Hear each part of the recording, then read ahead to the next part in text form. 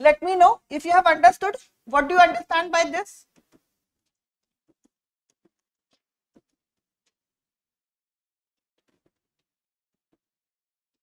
क्या ये पहला स्टेज होता है? Then come the stage of admissibility of fact. If suppose Rohit want to prove certain facts, let it be he want to prove 5 facts. He want to give evidence of these facts in the court. तो क्या court सारे पांचों fact को allow कर दे to be given as an evidence? Not at all. Court की ये duty होगी to examine that out of those fact which a party proposes to give evidence, which one is the relevant fact. तो who will examine that? Court. ये court की duty होगी to examine which of those fact is relevant.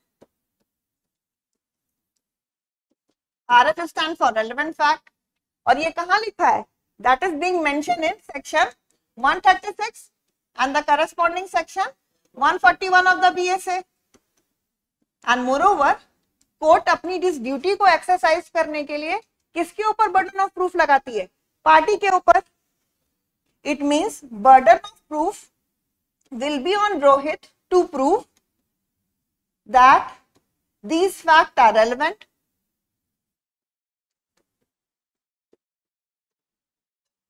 And this is being provided in section 104 and the corresponding 107 of the BSA में. Suppose out of these 5 facts, there are 3 facts which are relevant. Let it be पहला relevant है, दूसरा relevant नहीं है, third is also relevant. Let it be this is relevant fact and 5th is not the relevant fact. So which of the fact का evidence will be allowed in the court? Only of the F1, F3 and F4, क्योंकि ये fact क्या है? Relevant fact है. यही तो होता है admissibility of evidence. Yes, admissibility of evidence का मतलब होता है on which fact evidence will be allowed to be given in the court. किन एविडेंसेस को हम एडमिसिबल करेंगे, यानी किन एविडेंसेस को कोर्ट में इन किया जाएगा. Are getting my point? जब ये हो जाएगा, now comes the stage of admissibility of fact. Suppose out of these fact, कौन से fact? F1, F3 and F4. F1, F3 and F4. It will be seen, ये सारे रेलेवेंट तो हैं, इनमें से कौन से ड्यूली प्रूव्ड है? Suppose first one is duly proved, second one is not duly proved. Duly proved का मतलब क्या है? वो रेलेवेंट फैक्ट एविडेंसेस के थ्रू प्रूव्ड हो जाए कोर्ट में, so that the court is satisfied that particular relevancy exists. Suppose this is also duly proved. तो जब कोर्ट को जजमेंट देना होगा, तो which fact court will be considering? Only 2 fact. कौन कौन से? F1 and F4, क्योंकि ये दोनों क्या है? Relevant fact and duly proved. क्योंकि हमने पढ़ा है section 165 proviso 1 and the corresponding 168 first proviso, जो कि कहता है judgment must be based on such relevant fact which are duly proved. यानी जजमेंट केवल उन्हीं रेलेवेंट फैक्ट्स पे आएगा जो कोर्ट के ओपिनियन में ड्यूली प्रूव्ड हो जा रहा है. यानी admissibility of fact means which of the fact will be admissible in the court while deciding the judgment, while writing the judgment. क्योंकि judgment is the last point. Yes, trial किस में end करता है? judgment में. judgment में only those fact are taken into consideration जो relevant fact है, साथ साथ में वो duly proved भी हो रहे हैं. तो हुआ ना, कौन से fact को हम in कर रहे हैं while writing judgment. That's why it is the stage of admissibility of fact. Understood? अब आ जाते हैं on the concept of reliability of evidence. What do you understand with the concept of reliability of evidence? Anybody of you?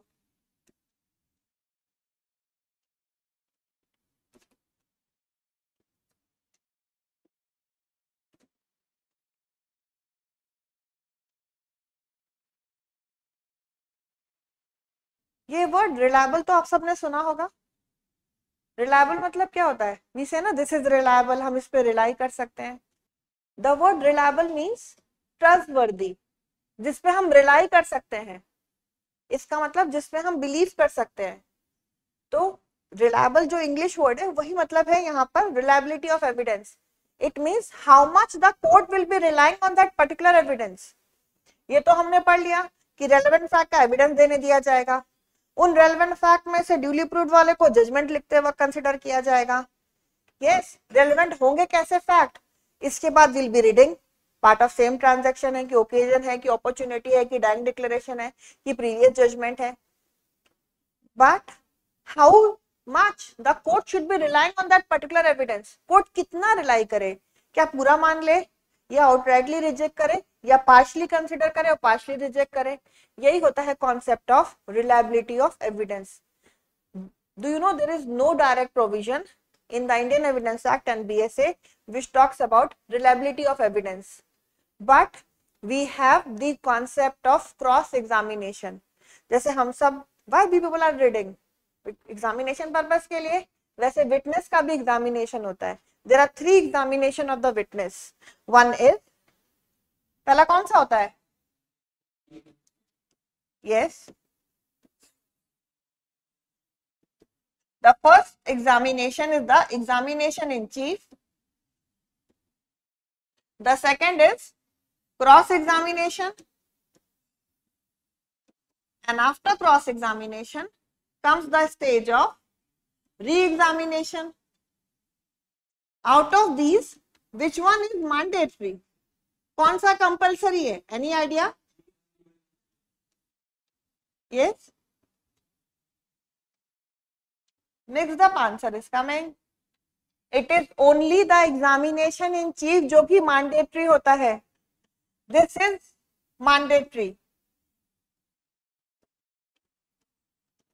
Even the cross examination as well as the re-examination both are discretionary.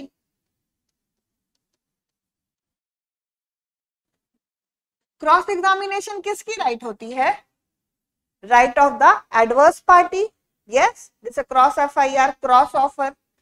Cross examination is always the right of adverse party.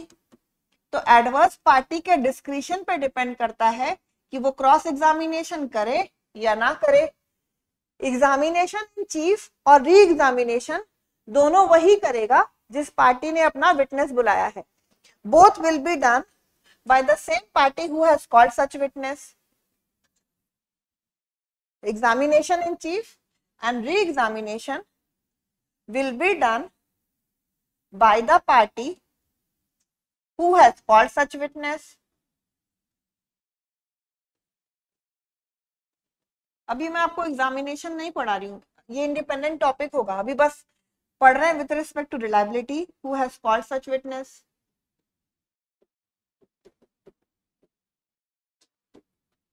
तो ये जो cross examination है इससे हम पता करेंगे how much a court should be relying on that particular evidence. क्योंकि ये एडवर्स पार्टी की राइट होती है और एडवर्स पार्टी पूरा जोरों शोरों से क्या कोशिश करेगी?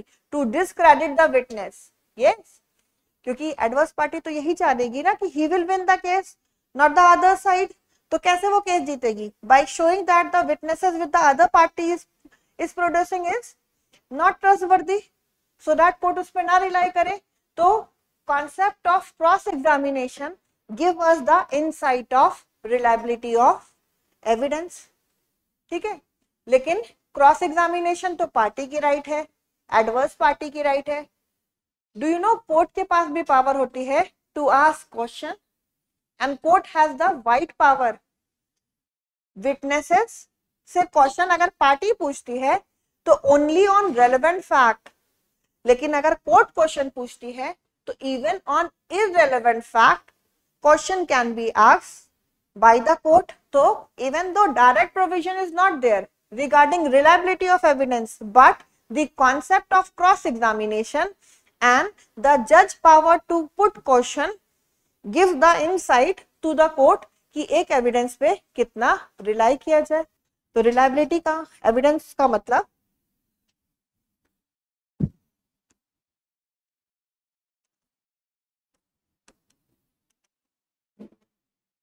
that is the evidence reliable, how much, इसका मतलब होता है how much court should rely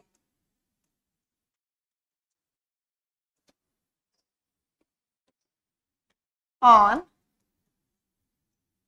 that particular evidence.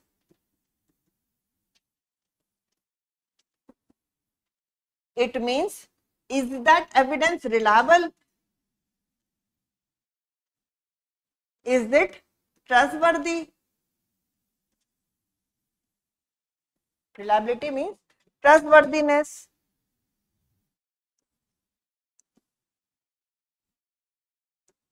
Believability.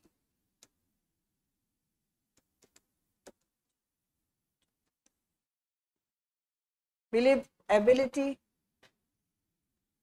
Or how much trust court should have on that evidence.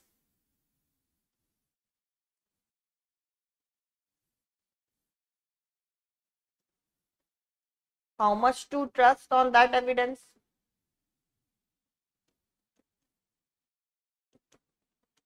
That is the meaning of the term reliability of evidence.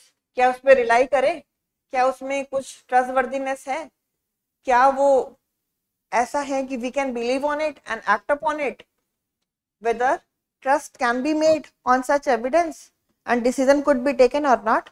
That is the concept of reliability of evidence.